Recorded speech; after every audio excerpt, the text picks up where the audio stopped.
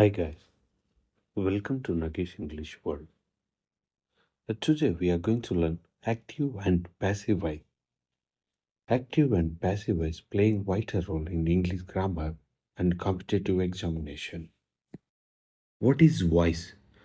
Voice is a form of a verb or sentences which indicates if the subject of a sentence does something or whether something is done to the subject. Active voice. The sentence which starts with subject or shows the importance of subject is called active voice. Here, subject, verb, object. Passive voice. The sentence which starts with object or shows the importance of object is called passive voice. Here, objective, verb, subject. Let's have a glance. When we change an active voice into the passive voice, the following steps should be followed. The first one, object should be changed into the subject. Second, use appropriate helping verb in the passive voice. Verb should always be in past participle form. It's a nothing but a V3. The fourth one, always use by after the verb. So by is a preposition. The last one, subject should be changed into the object. Remember these steps or else there is a scope to make mistake. When you follow the certain rules, we can change from active to passive easily without making any grammatical mistake. If not, there is a lot of gas where you are going to make mistake. I advise you people follow the 5 rules to constructing the sentence from the active to passive. Moreover, some people are getting confusion. As we discussed, tense is nothing but a active voice and active voice nothing but a tenses. So active voice can be used in the written language the way the passive voice can be written for writing language. You may think that active and passive voice is a new topic, but that's a misconception. You are actually more familiar with it than you realize. If you are unsure that tense and voice refer to the same grammatical concept, consider this. Different contexts may use a different terminology. Just as you are referred to as a student in the classroom and a patient in the hospital, the same grammatical concept can have multiple names. Similarly, a sentence can be analyzed in the different ways, revealing its various aspects. Here, let us learn subject object. What do you mean by subject? It's a doer of an action. Object, a receiver of an action. Already we learned earlier in tenses pronoun subject.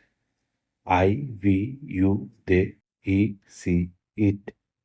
Object, me, us, you, them, him, her, it.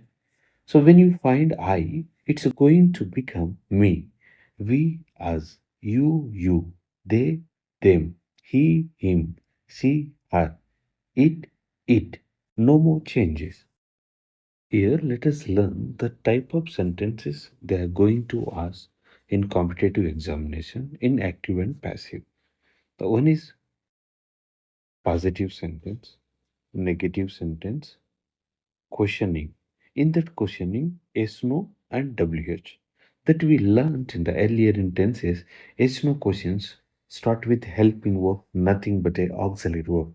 WH question that which start with W. Imperative questions. So these are the 4 type of statement or sentences going to change into the passive voice from active to passive voice.